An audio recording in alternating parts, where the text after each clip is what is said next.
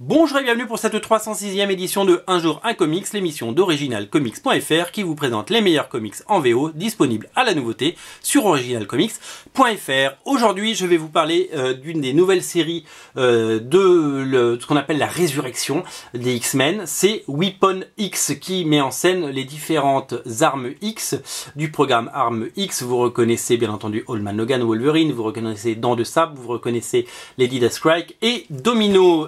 Comme pour chaque série X-Men, nous avons droit en haut à droite, en haut à gauche, en haut à droite, ça dépend de quel côté vous regardez. Eh bien, nous avons droit au petit personnage dans la case. C'est très sympa, j'aime beaucoup. L'idée au scénario, c'est Greg Pak qui a fait beaucoup de Hulk, du Planète Hulk et plein de choses comme ça. Et au dessin, c'est l'homme qui recopie les catalogues de la Redoute, j'ai nommé Greg Land.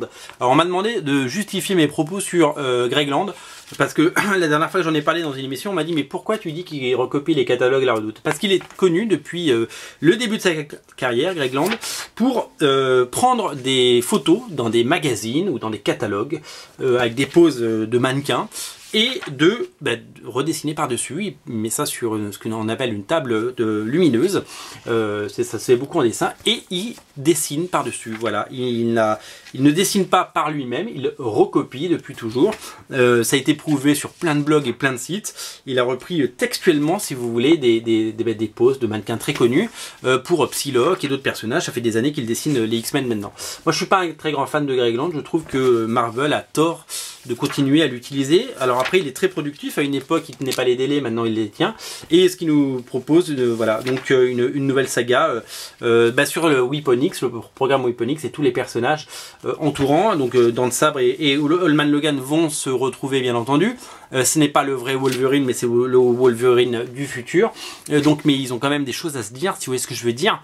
Et ils vont se taper dessus, parce que de toute façon, c'est voilà. Donc une menace commune va arriver à la fin, je n'en dis pas plus.